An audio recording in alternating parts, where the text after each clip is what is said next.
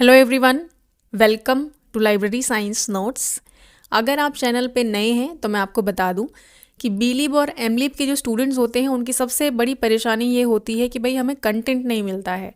तो आप बिल्कुल सही जगह पे आए हैं। इस चैनल पे आपको बीलीब और एमलीब का ही सारा स्टडी कंटेंट मिलता है और साथ ही जो लोग जॉब कर रहे हैं कहीं एज लाइब्रेरियन या किसी लाइब्रेरी में, तो वहाँ प्रैक्टिकल वर्क किस तरीके से होता है, क्या काम होता है, वो सारे के सारे आपको गाइडेड वीडियोस मिल जाएंगे। उसको आप देख सकते हैं। अगर आप जॉब नहीं भी कर रहे हैं तो आई एम श्योर आप कुछ टाइम में ज़रूर करेंगे, तो प्लेलिस्ट को अपने लिए सेव ज़रूर कर लें, क्योंकि बाद में फिर जब आप कहीं ज्वाइन करते हैं तो पहला क्वेश्चन यही होता है कि ये काम तो मुझे आता नहीं, अब मैं किससे पूछूं। तो किससे पूछूं? आप लाइब्रेरी साइंस नोट्स पे जाइए, आपको किसी से पूछने की ज़रूरत नहीं पड़ेगी। अब हम आ जाते हैं हमारे आज के टॉपिक के ऊपर। हम रिसर्च पढ़ रहे हैं जिसमें मैंने 4 टॉपिक्स पहले कवर कर दिए हैं, जिसमें रिसर्च का बेसिक मीनिंग क्या होता है वो हम देख चुके हैं, टाइप्स कितने होते हैं, रिसर्च डिज़ाइन क्या होता है, ये सारी चीज़ें हम कवर कर चुके हैं। और आज का जो टॉपिक है ये मोस्ट इम्पॉर्टेंट है, क्योंकि ज़्यादातर बच्चों को ये समझ में नहीं आता। तो आप इस वीडियो लेक्चर से अपनी जो अंडरस्टैंडिंग है, हाइपोथेसिस क्या होता है वो डेवलप करेंगे, इसका इस्तेमाल क्या है वो जानेंगे और इसको यूज़ कैसे करना है वो समझेंगे। तो स्टार्ट करते हैं।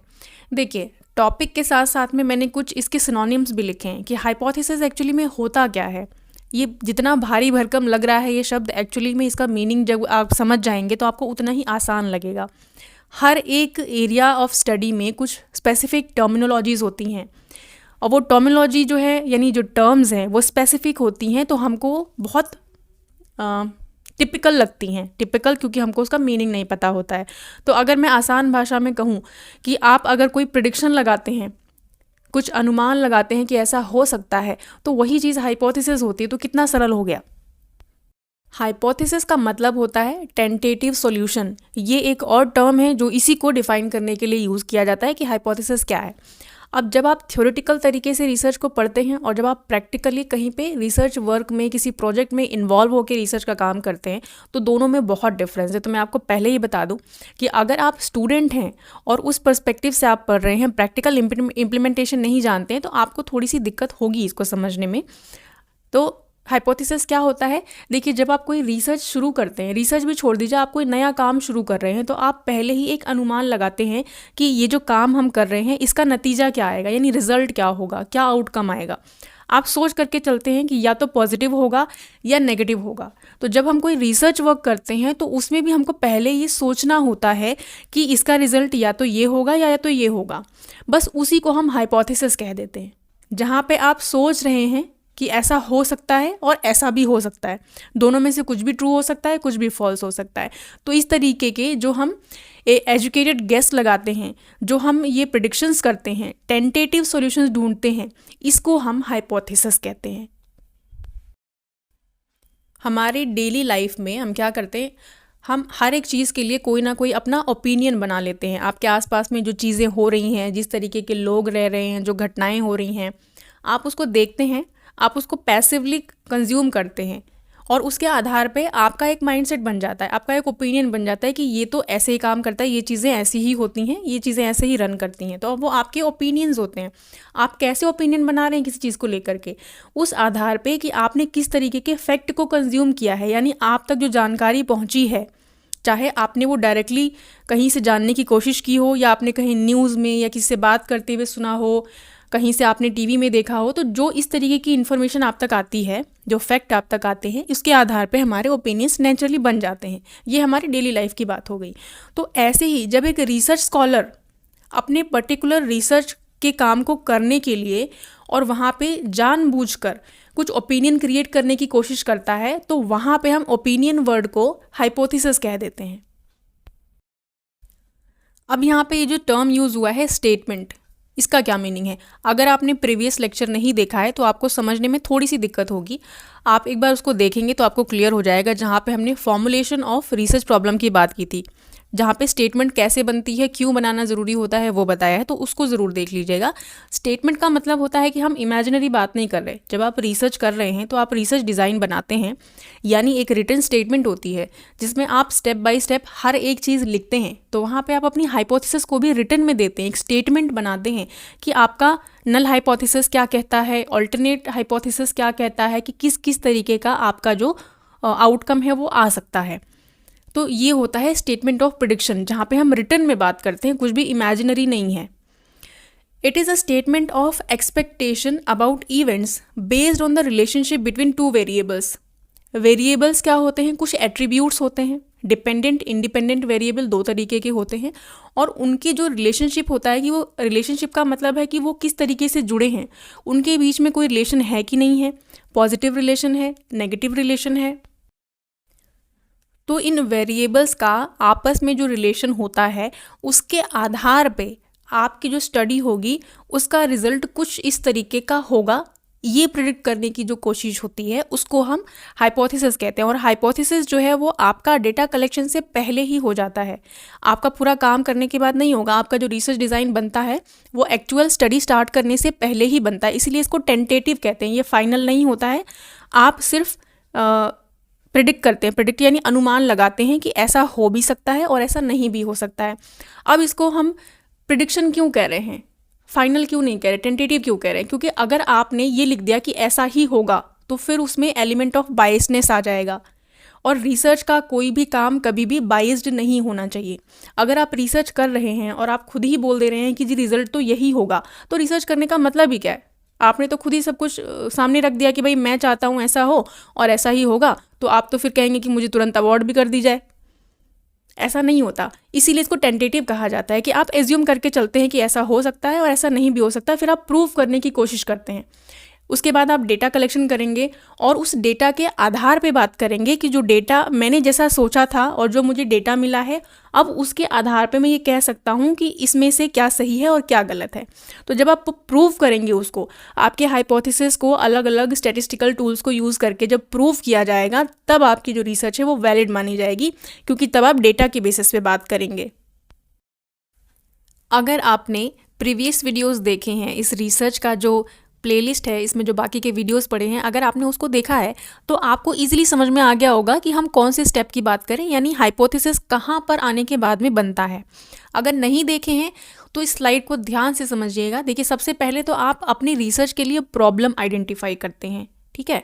तो प्रॉब्लम आइडेंटिफाई करने के बाद में आप क्या करेंगे? लिटरेचर रिव्यू करेंगे। आपको कीवर्ड मिल गए, आप किस टॉपिक में काम करना चाह रहे हैं, क्या करना चाह रहे हैं, फिर आप ये देखेंगे कि नेशनल इंटरनेशनल लेवल पे कितना काम उस टॉपिक में हो चुका है, क्योंकि आपको कुछ अलग करना है, आप सेम चीज़ नहीं कर सकते हैं। तो उसके लिए आपको पहले ये जानना ज़रूरी है कि क्या क्या काम हो चुका है। तो आपने पहले लिटरेचर रिव्यू कर लिया।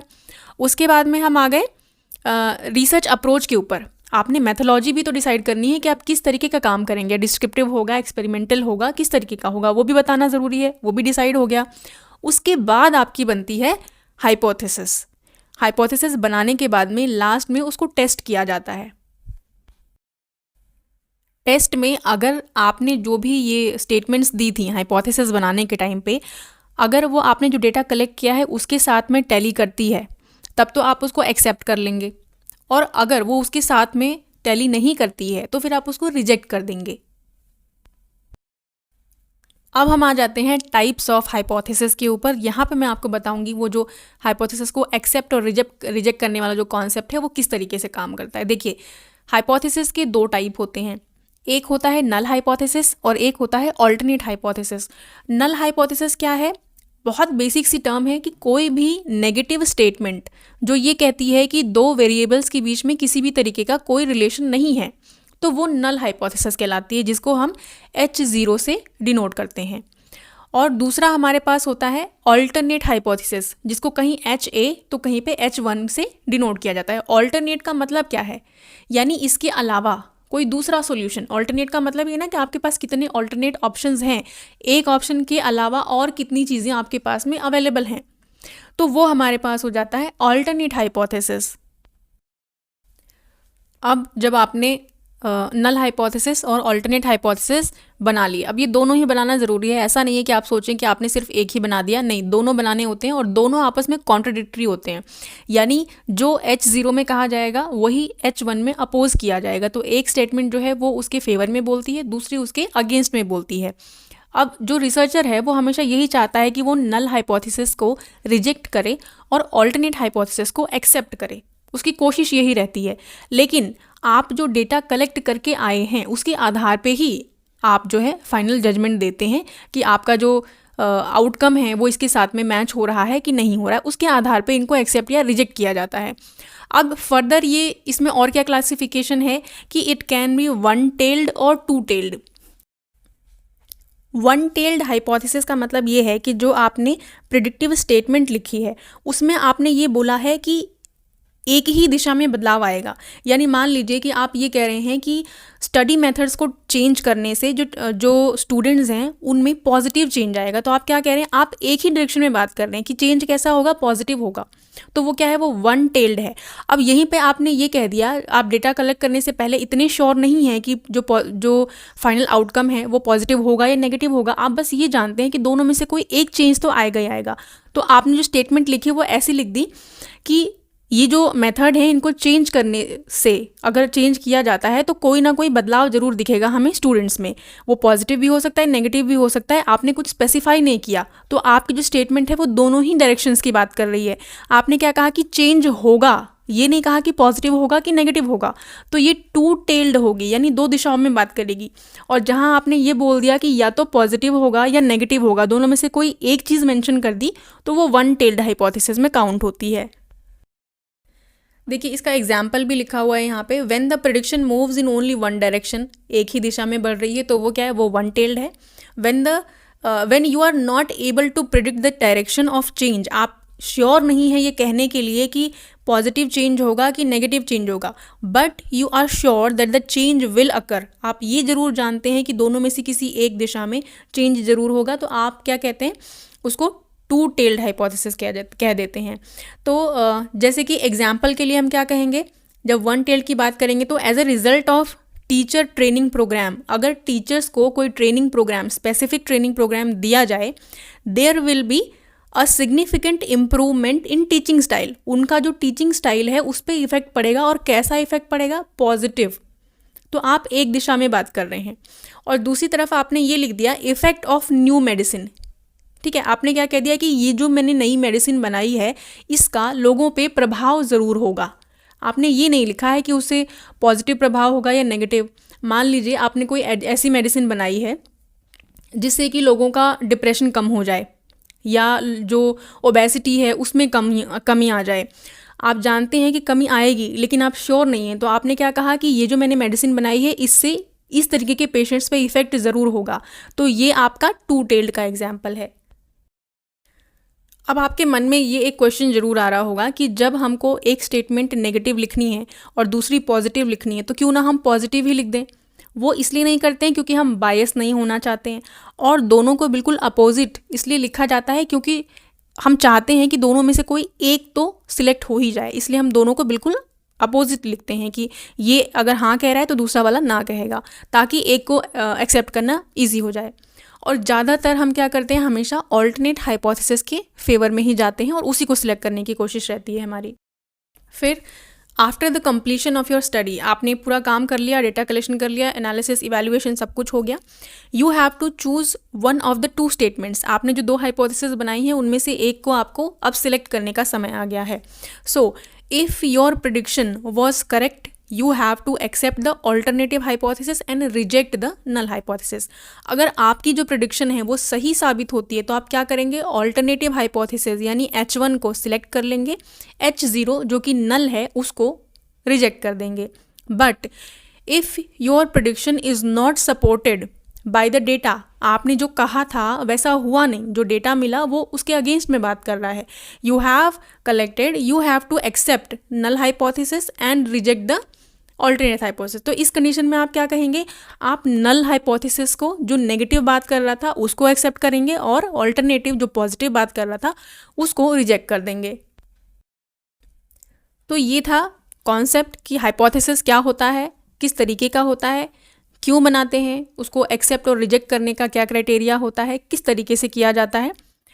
अब ये जान लीजिए कि आपने टाइप्स ऑफ रिसर्च अगर पढ़ी हैं तो ये बहुत बहुत कंफ्यूजिंग रहता है बच्चों के लिए कि हाइपोथेसिस जो है वो क्या हमें हर एक टाइप ऑफ रिसर्च में बनाना होता है, तो ऐसा नहीं है। Not all studies have hypothesis, हर एक एरिया ऑफ स्टडी में, हर एक तरह की रिसर्च में हाइपोथेसिस नहीं बनता।